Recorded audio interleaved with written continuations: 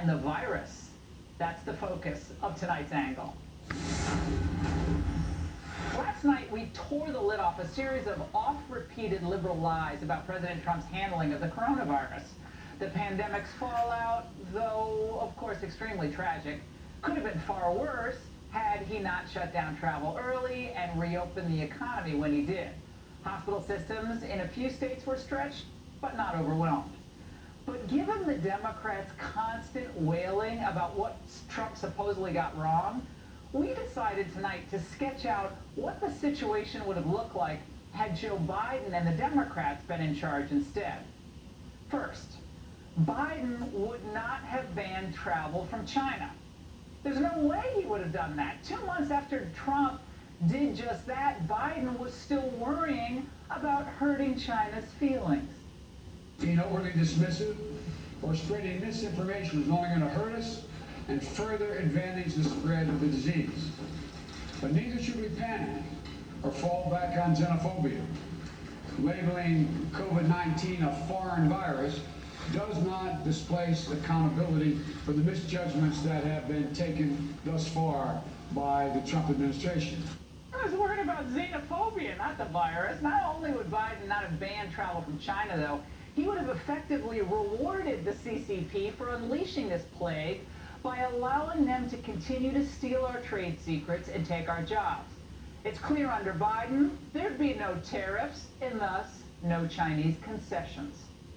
Some have said Trump's stance is a good one to counter China's influence. Would you keep the tariffs?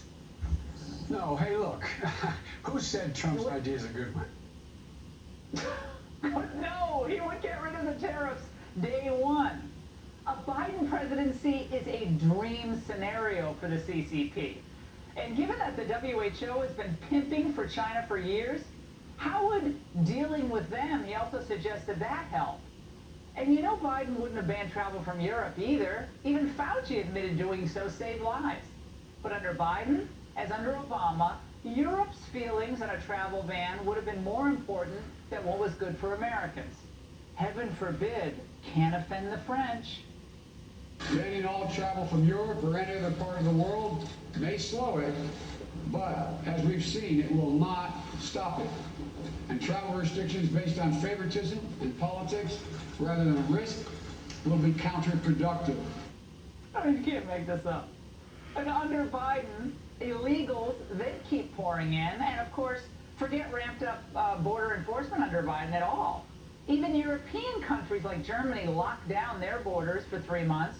But Joe would never even consider a crackdown on illegal border crossings, even during a pandemic. He'd open the ICE facilities, he'd release all detainees, and then maybe ask questions later. After all, what would Jorge Ramos say? Trump campaigned on build that wall. Are you willing to tear that wall down? No, there will not be another foot of wall constructed on my administration. No, of course, the border fence and the walls, they're meant to force foreigners to formal points of entry, where we at least can do some minimal screening for illnesses.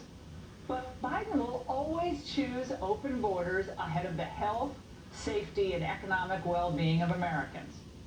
Number 3, Biden would keep you locked down until at least 2021.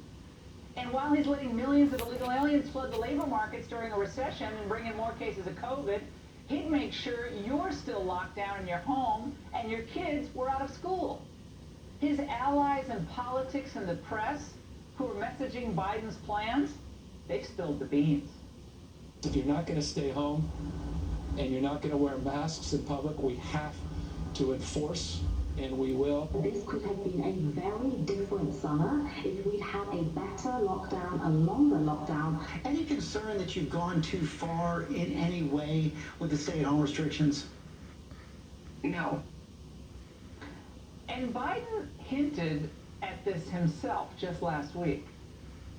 From the beginning, in my view, the president has given us a false choice. He said that we have to get back to work and also deal with COVID. You can't get this country going again unless you get COVID under control.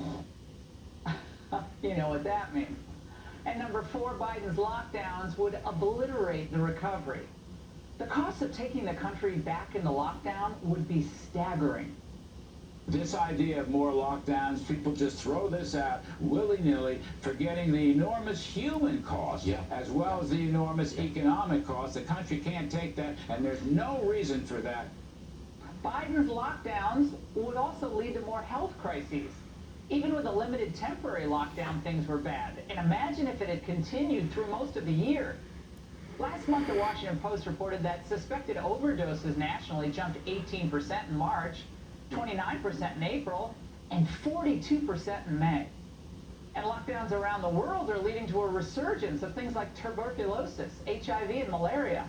The New York Times reporting that a 3-month lockdown across different parts of the world and a gradual return to normal over 10 months could result in an additional 6.3 million cases of TB, 1.4 million deaths.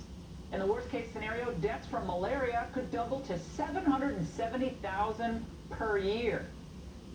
Number 6, Biden would use the pandemic to ram through far left policies. And of course, the old saying, never let a crisis go to waste, would be Biden's pandemic motto. And I truly think that if we do this right, we have an incredible opportunity to not just dig out of this crisis, but to fundamentally transform the country. Oh, it wouldn't be a country left. Of course, we all know what that means, ramming through every socialist wish list item. Empty out the prisons, single-payer health care, government-paid child care, the Green New Deal, guaranteed basic income, and of course, reparations. And while President Biden went about transforming our country, he'd of course get a free pass from the media. No antagonistic interviews with Axios, no aggressive questioning from Jim Acosta, just a lot of gauzy profiles about his vice president and how she's a first and she's also a global superstar. This laundry list of horribles should make all Americans think about voting for change, think twice about it, in November. Now, given the violence in the streets and the leftward turn of the Democrats, we know what Biden will bring isn't the type of hope and change that Obama promised 12 years ago. It would be far more radical, and now there's far more at stake. But they hope their lies and their misdirection will make you forget about the unparalleled prosperity that we enjoyed before the pandemic hit and what we're on our way to seeing again under President Trump. Would you rather go back to that normal or experience the new normal that Democrats are giving us a glimpse of in California and in New York and on the streets of Chicago and Baltimore? In Joe's new society, you'll be poorer, less safe, less free, and your kids will be less educated. And at that point, a virus will be the least of our problems. And that's the angle. Joining me now